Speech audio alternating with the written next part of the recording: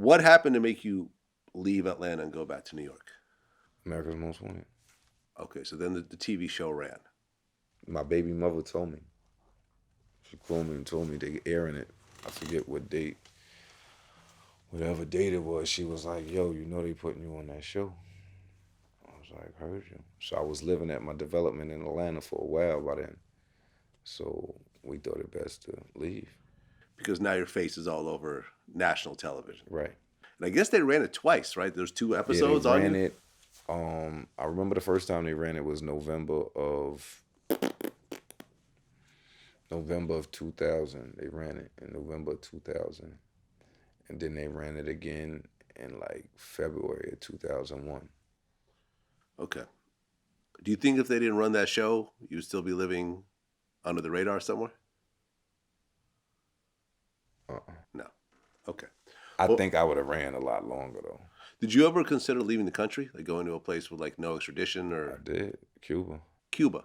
There you go. Cuba would have probably kept you. My dad actually had ties with some of the Black Liberation Army guys, and he was like, "Let me know, I'll make the calls." But I felt like I gotta have some money. Like I don't know nobody. Like I felt like if I'm going to Cuba, I want like 30, 40 bands at least. You know what I mean? Whereas, like that's just different. You don't know the language. You just stuck. I mean, Asada Shakur is over there still. Yeah. Yeah.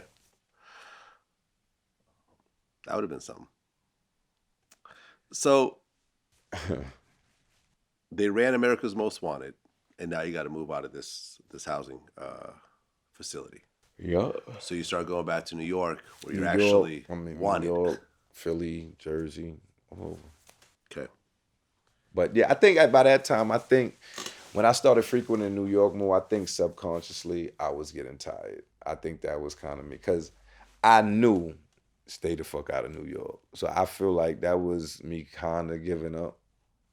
Like you were just tired. You'd been on the run for how long? Like 16, 17 months, some shit like that. Okay, about a year and a half. I was tired. Like it was a lot with my moms. Like that shit was killing my family. That shit is a lot. Like people don't understand. That shit is a lot. I'm just fucked up thinking about Nipsey, bro. Like that shit got me a little. Yeah, twisted, and we'll talk about that at the end because I think that's important as well. Yeah.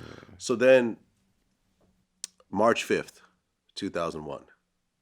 You're hanging out in New York. I'm asleep in New York, like 4 a.m. They kicked the door in. Kick in the door, waving the 4-4, and it was over. Yeah, and I guess America's Most Wanted did like a follow-up video, and you had the song Roadrunner. Yeah. And they said the Roadrunner isn't running anymore. Yeah. And they showed you getting, Walsh. Getting hauled off in handcuffs. Did you ever meet any of the America's Most Wanted guys or anything later on? No. How do you feel about John Walsh? I feel, fuck him. That's what I feel, number one. I mean, I feel bad for whatever happened to his son. Nothing to do with my feeling towards him. Yeah. But I just feel like that whole America Most Wanted, it paints a picture before anything is known. And how can you really get a fair trial after you've been on America's Most Wanted? Everybody assumes you're guilty. That's why they put you on it, to flush you out. You know what I'm saying? Which is basically what happened.